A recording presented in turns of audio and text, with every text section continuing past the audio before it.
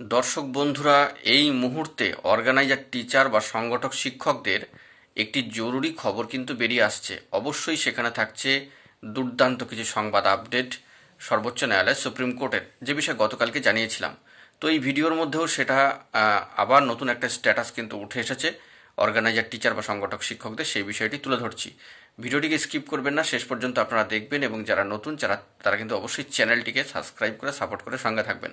চলুন আমরা মূল আলোচনায় চলে যাই। বন্ধুরা, অর্গানাইজার টিচার বা সংগঠক শিক্ষকদের সুপ্রিম কোর্টে একটি গুরুত্বপূর্ণ মামলার কিন্তু এবার জোরদার স্ট্যাটাস উঠে এসেছে, এবং বলা যেতে পারে ভালো সংবাদ। এই নিরিখেই এই বিষয়টি বলছি, কারণ West Bengal rural and urban primary organiser teachers association versus the state of West Bengal, এই মামলার ক্ষেত্রে আবারও 27/1/2025 টেন্টেটিভলি শিডিউল ডেডলাইন কিন্তু চলে এসেছে শুনানির ক্ষেত্রে, এবং কম্পিউটার জেনারেটেড অবশ্যই। এবং এই মামলার ক্ষেত্রে দেখা যাচ্ছে সিএল নাম্বার বা এসএল নাম্বার বা সিরিয়াল নাম্বার যেটাকে বলা হয়, সেটিও কিন্তু চলে এসেছে। অবশ্যই সেটা কিন্তু 63, একটু নিচের দিকে রয়েছে।